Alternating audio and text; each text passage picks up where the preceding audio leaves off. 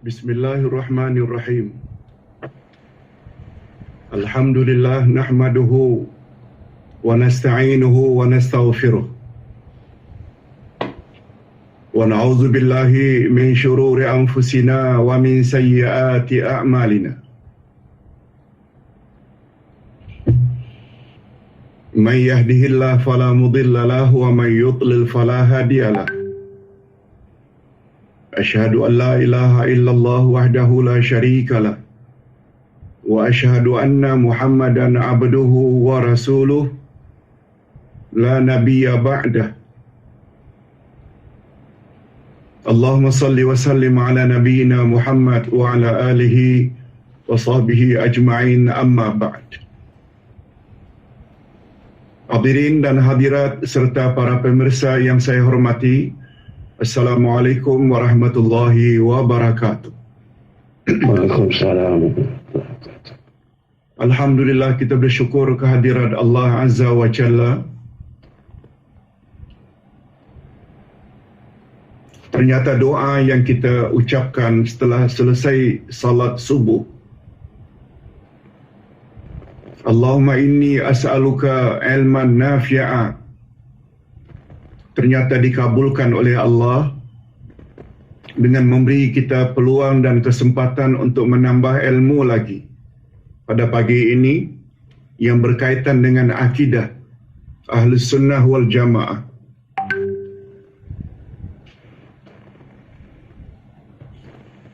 Kita sedang membahas kitab Hakikat Dua Kalimah Syahadat. Setelah kita bahas apa makna asyhadu,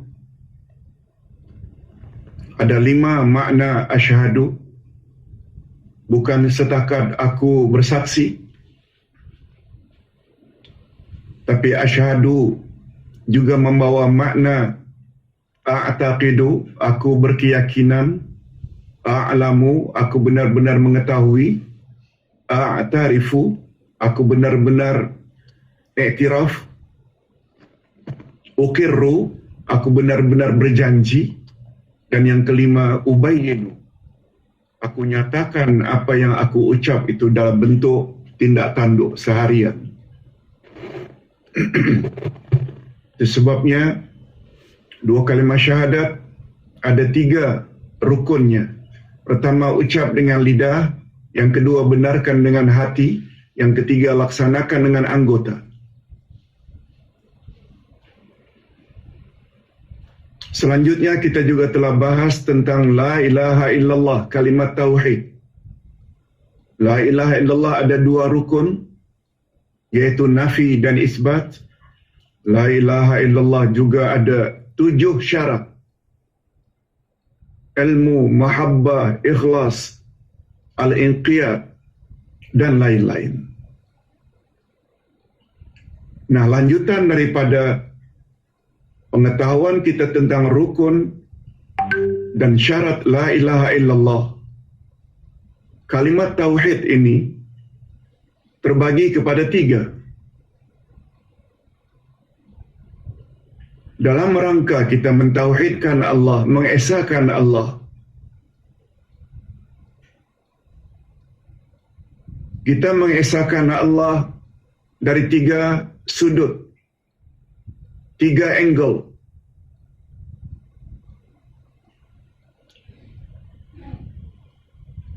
Bila kita mentauhidkan Allah dari sudut perbuatan-perbuatan Allah, maka tauhid itu dipanggil tauhid rububiyah. Bila kita mengesahkan Allah, mentauhidkan Allah dari sudut nama dan sifat-sifatnya, maka tauhid jenis itu dipanggil tauhid al-asma' was-sifat. Dan bila kita mentauhidkan Allah, hanya Dia satu-satunya yang layak dan berhak disembah, maka tauhid itu namanya tauhid uluhiyah.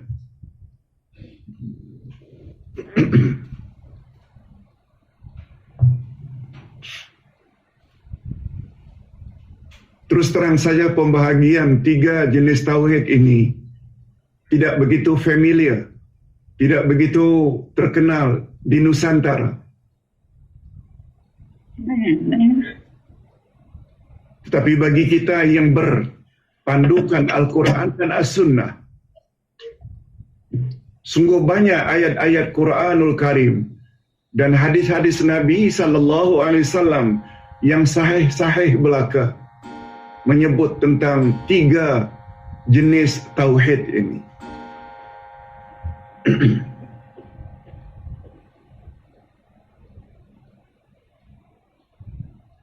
Nasihat Ustaz, kita jangan terlalu terpengaruh dengan pihak yang tak setuju dengan pembahagian ini.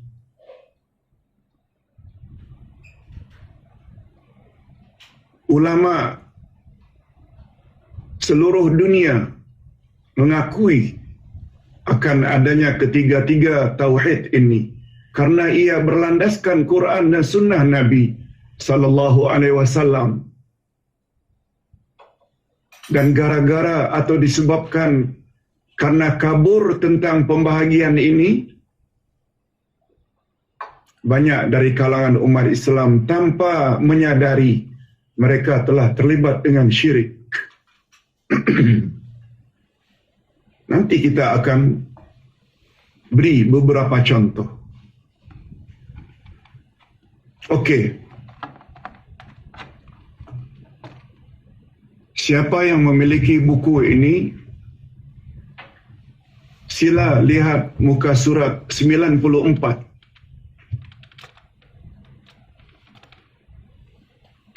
Tauhid dan jenis-jenisnya.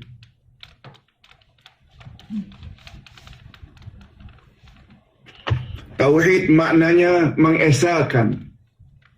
Ia diambil dari akar kata wahada, yuwahidu, tauhidan. Dari perkataan wahid, satu. Tapi bila dijadikan kata kerja, maka dia berasal dari wahada, yuwahidu, tauhidan.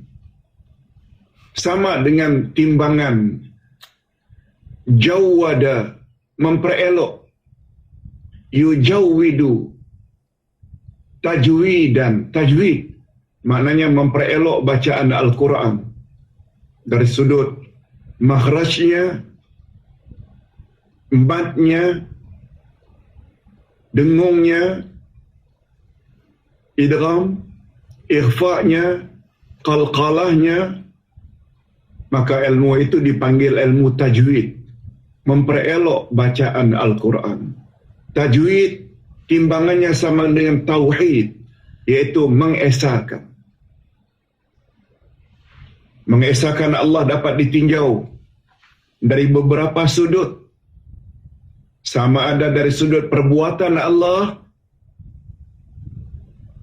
atau dari sudut sifat-sifat dan nama-nama Allah. Dan yang ketiga dari sudut perbuatan manusia. Dari sudut perbuatan manusia, iaitu manusia menyembah siapa? Yang disembah oleh manusia hanya Allah. Dengan kata lain, tauhid uluhiyah membawa makna hanya Allah saja yang layak dan berhak disembah. Atas dasar itulah maka tauhid terbagi kepada 3 jenis. Mereka yang kabur dan tidak mempelajari tauhid dari angle ini, dari sudut ini, sangat mudah terjerumus di dalam syirik tanpa mereka sadari kadang-kadang.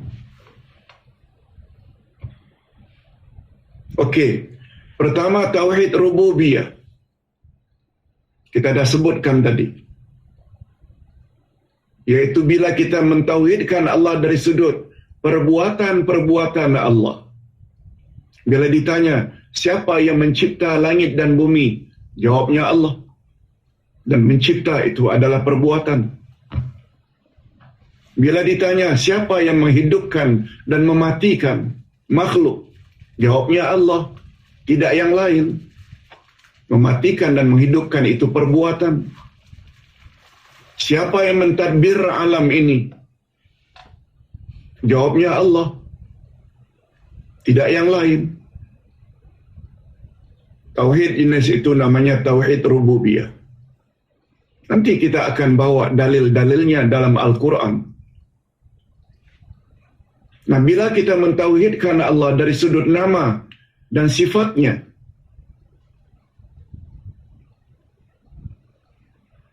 tauhid itu namanya tauhidul asma wa sifat. Allah Maha Hidup. Walaupun manusia juga hidup, tapi satu-satunya sifat hidup yang dimiliki oleh Allah tidak ada duanya. Dia hidup tidak bermula dari tiada, dan dia hidup tidak berakhir dengan binasa. Adakah selain Allah yang punya sifat hidup seperti itu? No.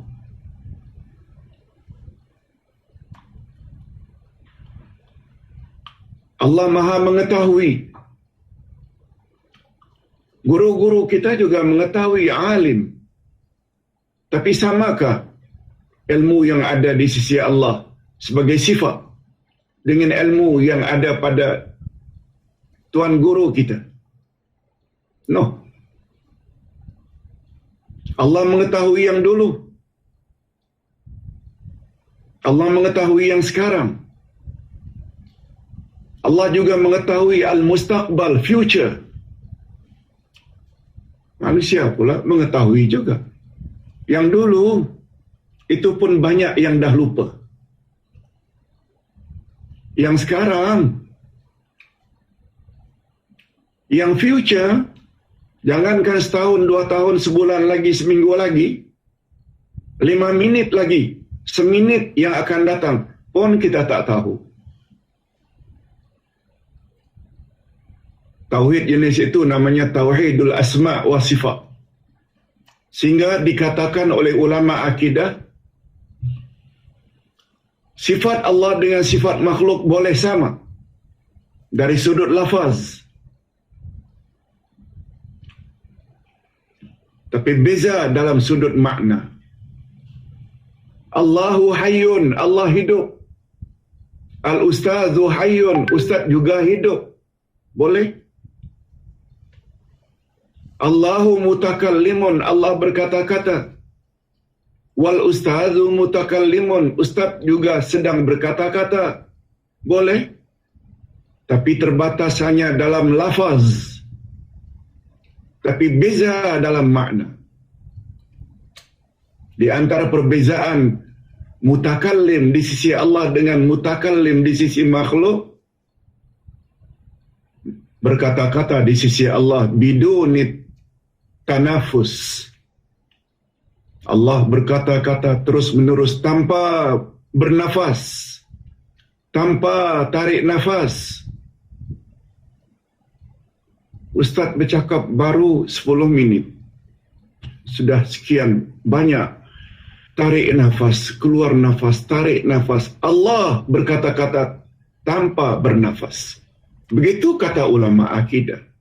Jadi dalam bab sifat dan nama, makhluk dengan Allah boleh sama, tapi terbatas pada lafaz saja, sebutan, tapi berbeza dalam makna.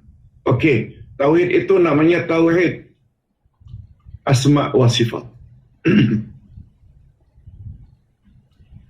Nah, yang terakhir tauhid uluhiyah.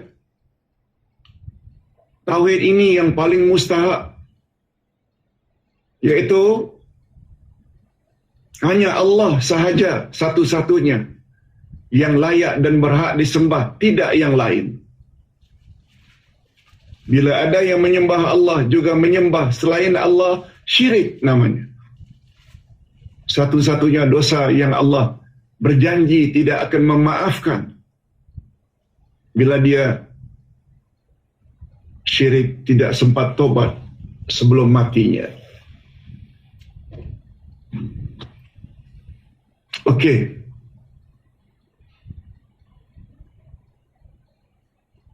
Walaupun pembahagian tauhid di atas kurang dikenal di rantau ini, Ustaz tulis.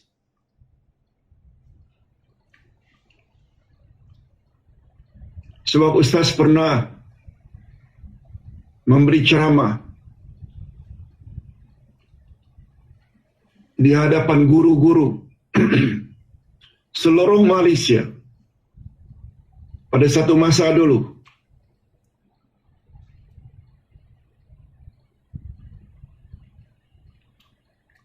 Dihimpun oleh Menteri Pendidikan ketika itu di Genting Highland, di Amin Baki, Institut Amin Baki. Seluruh guru-guru dari seluruh Malaysia dihimpun di Institut Amin Baki. Ketika Ustaz bahas bab ini, ada satu guru itu, guru agama yang backgroundnya pondok. Begitu Ustaz katakan,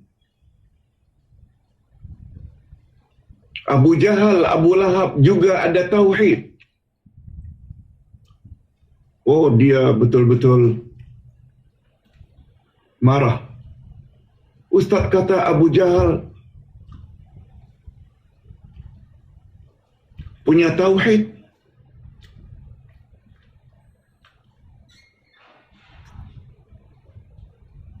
Tapi tentu saja setelah Ustaz jelaskan jenis tauhid yang tiga ini,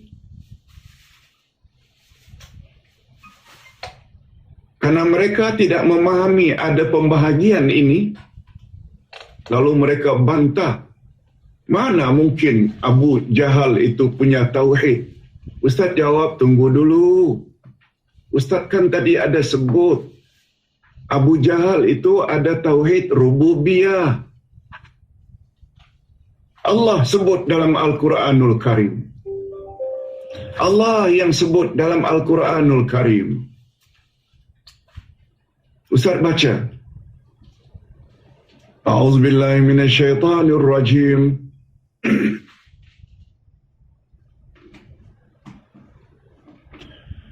وَلَئِن سَأَلْتَهُمْ مَنْ خَلَقَ السَّمَاوَاتِ وَالْأَرْضَ لَيَقُولُنَّ اللَّهُ. Apabila engkau tanya, hai Muhammad, kepada mereka penyembah-penyembah berhala, musyrikin, وَلَئِن سَأَلْتَهُمْ, jika engkau, hai Muhammad, tanya mereka, penyembah-penyembah berhala itu, siapa pencipta langit dan bumi? Pasti mereka menjawab Allah. Mencipta itu perbuatan, perbuatan itu rububiyah. Quran yang menceritakan. Oh, ayat lain. Wa may yudabbirul amr. Bila kau tanya lagi, siapa yang mentadbir alam ini? Mengatur dan mengurus, turunkan hujan, gempa bumi, tsunami, panas, sejuk. Siapa yang mentadbir? La yaqulun fasayaqulun Allah. Maka mereka, orang-orang musyrikin, penyembah berhala, jawab Allah. Jadi Ustaz tanya, di mana salahnya? Ustaz tidak sebut tauhid yang lain. Oh, macam itu. Baru. Sebab mereka tidak didedah di pondok-pondok tentang pembahagian tauhid ini. Okey. Kita teruskan. Walaupun pembahagian tauhid ini kurang dikenal di rantau ini, tetapi saya yakin jika kita benar-benar memahami satu demi satu jenis-jenis tauhid tersebut, niscaya ia akan menolong kita untuk mendapat tauhid yang murni sebagaimana yang dikehendaki oleh Islam. Murni. Tauhid mesti murni. Tapi untuk mendapat kemurnian tauhid, mesti tahu dulu pembahagian tauhid ini. Mana tauhid yang kita umat Islam kongsi dengan orang kafir? Mana tauhid yang orang kafir tak punya? Hanya kita yang punya. Ini baru namanya adil. Adil maknanya meletakkan sesuatu pada tempatnya. Itu sebabnya mengapa umat Nabi Muhammad sallallahu alaihi wasallam disebut sebagai umat pertengahan. Berdasarkan ayat 143 Al-Baqarah. Wa kadzalika ja'alnakum ummatan wasata. Sesungguhnya kami jadikan kamu, hai umat Muhammad, umat pertengahan. Wasata maknanya pertengahan, wasat. Itu sebabnya di Indonesia, referee, pengadil bola sepak ke, badminton ke, di Indonesia lebih dikenal dengan wasit. Wasit dari kata wasata, orang tengah yang menentukan siapa yang menang. Wasit, orang tengah. Jadi wasata, pertengahan. Itu sebabnya Middle East, Timur Tengah, dalam bahasa Arab dipanggil dengan Asyirqul Awsat. Asyirqul Awsat. Asyirqu timur, Awsat itu tengah, Timur Tengah. Itu dari sudut literal, terjemah harfiah, literal translation. Tapi dari sudut makna, dari sudut maknawiyah, tafsiran ummatan wasita, ummatan wasata, dengan makna adlun wa khiyar. Adlun maknanya umat yang adil. Khiyar maknanya umat pilihan. Yes. Kita umat Muhammad adalah umat yang adil dan umat pilihan yang terbaik. Hanya saja bila ditanya, apa makna adil, Pak Ustaz? Adil maknanya dalam bahasa Arab meletakkan sesuatu pada tempatnya. Betul orang kafir ada tauhid, tapi setakat tauhid rububiyah. Kalaupun ada sedikit tauhid asma wa sifat, orang kafir juga tahu Allah itu Maha Pengasih, Maha Penyayang. Bukankah itu sifat? Lebih-lebih lagi orang Nasrani, Kristian, sangat yakin Allah penyayang, Allah pengasih. Tapi dengan keyakinan itu tidak membuat mereka jadi Muslim. Walaupun percaya yang mentadbir alam ini adalah Allah. Walaupun percaya yang mencipta langit dan bumi adalah Allah. Walaupun Allah memiliki sifat-sifat sempurna, Maha bijaksana, Maha adil, Maha pengasih, Maha penyayang. Tapi mereka tetap kufur karena mereka tidak ada tauhid uluhiyah. Sebab mereka tidak hanya menyembah, beribadat hanya pada Allah. Ini namanya adil. Kalau mereka tanya lagi, mana ada pembahagian ini di dalam Al-Quran dan Sunnah Nabi? Kita jawab, memang tak ada. Mereka coba, mana sabda Nabi yang mengatakan At-Tauhid yang qasimu ila salasati aqsam? Mana ada hadis itu? Tauhid dibagi kepada 3 jenis tauhid. Tauhid rububiyah, asma wa sifat, dan uluhiyah. Kita kata memanglah tak ada. Coba tanya balik pada dia. Rukun salat ada berapa? Rukun 2 kalimah syahadat ada berapa? Dia jawab 3. Ucap dengan lidah, benarkan dengan hati, laksanakan dengan anggota. Bagus. Tolong datangkan hadis Nabi. Mana hadis Nabi? Oh, hadis Nabi memang tak ada lah Pak Ustaz.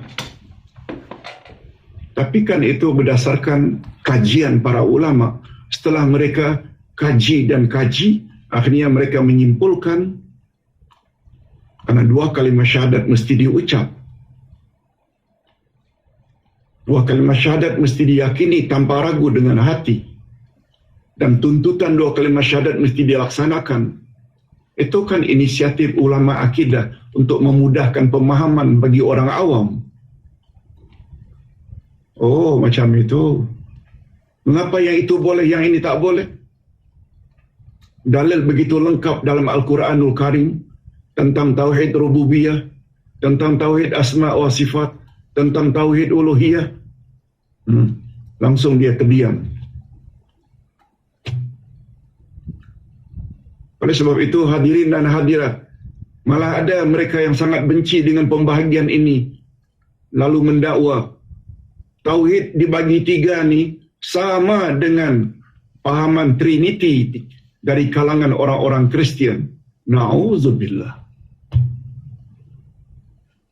Disamakan dengan Trinity, Tuhan Anak, Tuhan Bapa, Tuhan Anak, Rohul Kudus, yang mengandung unsur syirik.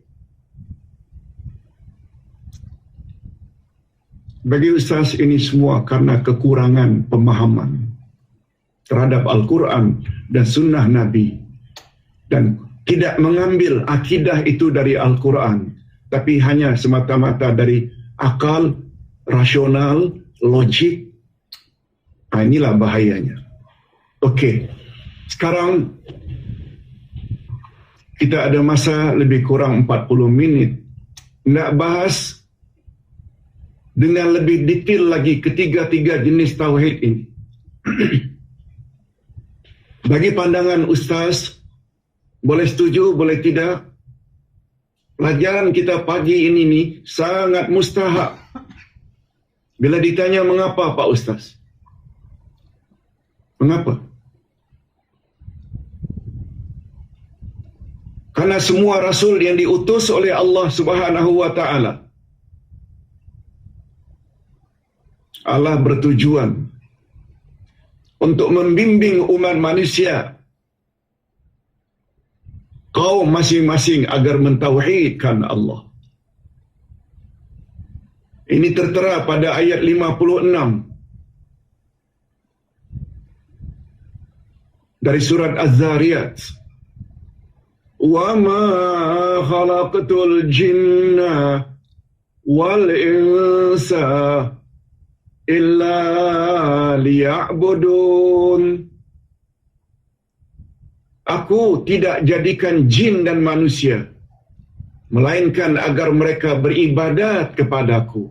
Liya'budun di sini kata ulama tafsir dengan maksud liwahidun, agar mereka mentauhidkan aku, yaitu tauhid uluhiyah tadi.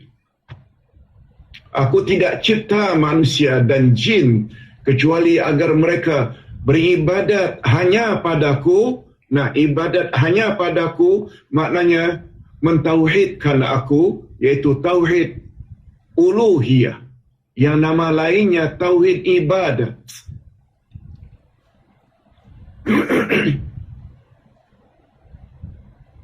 Itu matlamat utama setiap rasul yang diutus, supaya umat semuanya mentauhidkan Allah.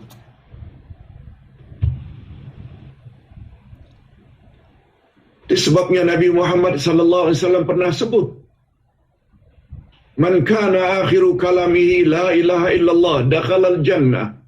Siapa yang terakhir sekali ucapannya sebelum mati la ilaha illallah, dia layak masuk syurga.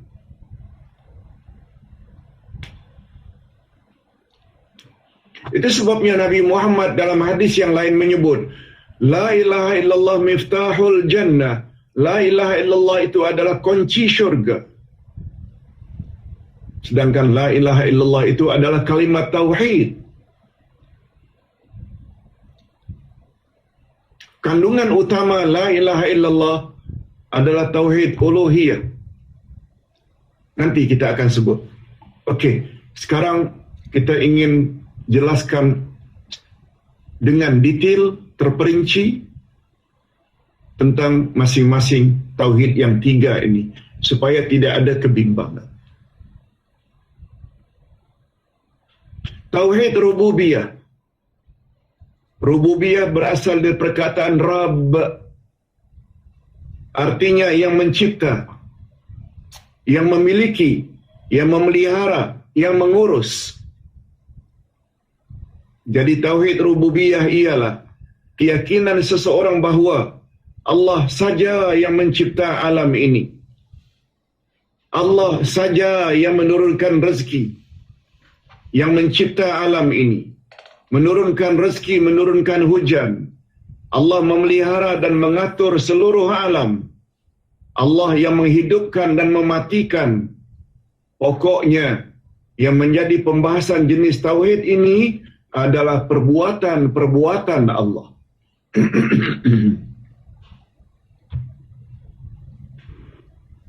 Itu sebabnya di dalam kitab tafsir Al-Fatihah yang Ustaz print balik, walaupun kitab itu Ustaz sudah tulis sejak tahun 90-an dulu.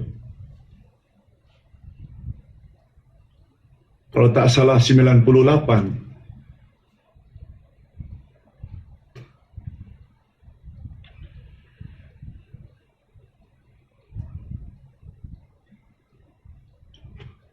Ustaz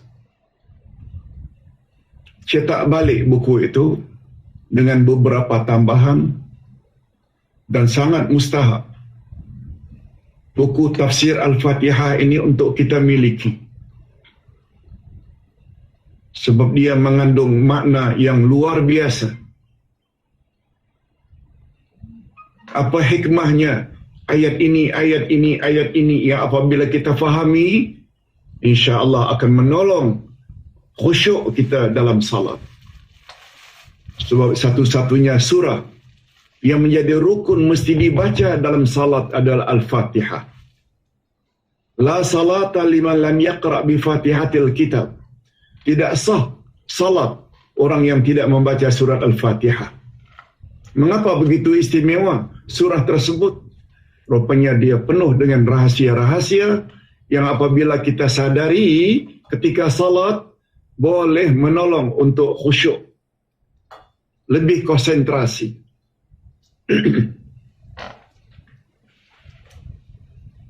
Cuma sekarang sedang dicetak.